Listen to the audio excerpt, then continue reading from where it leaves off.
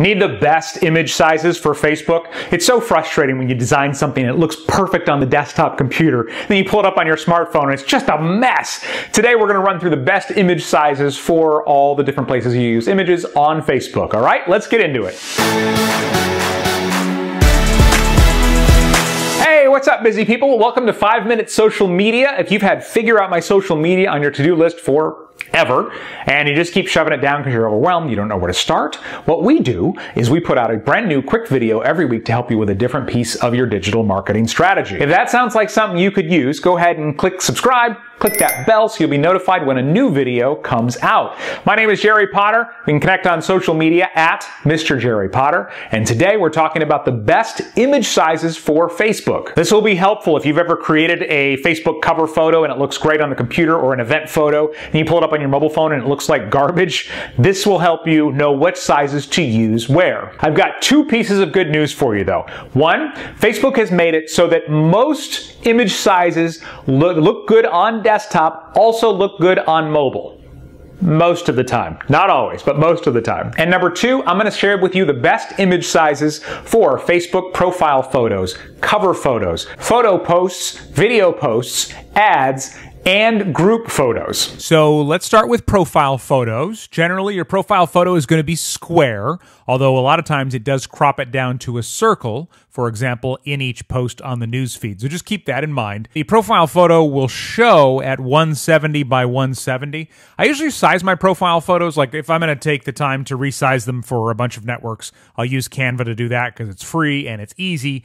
And I'll usually size them at 400 by 400 because that's what Twitter and LinkedIn and some other social networks use. So if I'm taking one logo or one image, I'm going to put it on all of my different channels, I'll just go ahead and do 400 by 400. But any square bigger than 170 by 170 will work the same. Just make sure it looks good tiny, because obviously on a smartphone, it's going to be very, very small. Facebook cover photos, these are at the top of your page. Officially, the sizes are listed as 820 by 312. Again, we're talking pixels on a desktop computer, or 640 by 360 on mobile devices. Not all of it will show on mobile, though. The edges get cropped off, so keep the most important part in the middle.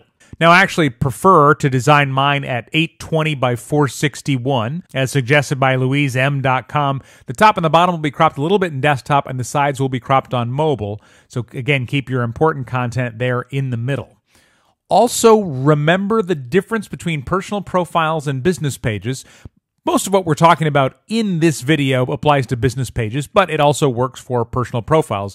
But on personal profiles, the profile photo covers up part of the cover photo on the left side on the desktop, and then in the middle, as you see here, on mobile. So if you're doing this for a personal profile, you also got to factor in that part when choosing or designing your cover photo. Photo posts, they can range from a 16 by 9 ratio, which is widescreen like 1920 by 1080, up to a 9 to 16 ratio, which is portrait 1080 by 1920. Now, I like to go tall with my images whenever possible because you take up more real estate in the news feed on both desktop and mobile. A wide photo only takes a little bit of space in the news feed. Square takes a little more.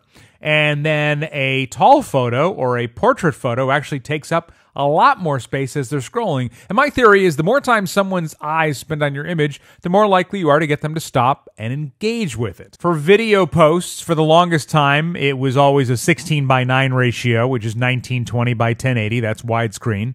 But square videos often perform better because they take up more height in the newsfeed, just like we talked about for images. And it's not officially sanctioned, but you can upload even taller videos. But if you do a fully vertical video at a 9 to 16 ratio, 1080 by 1920, which is what Facebook and Instagram stories use, it will get cropped off at the top and the bottom or have bars on the side. So just keep that in mind. For Facebook ads, the size has been 1200 by 628 pixels forever. And just recently, Facebook said that we could start using square images in ads. So if you're going to create those, I'd start at 1200 by 1200. A couple more that we'll cover. Group photos. 1640 by 859 is recommended by Facebook, but a tiny piece of the top and the bottom won't show, so make sure nothing is important there. And then Facebook event photos, 1920 by 1080. Again, they'll show slightly differently on mobile, so keep that in mind. With everything I've shown you today, as soon as you're done, try and look at it on your Facebook page on a desktop as well as on a mobile device.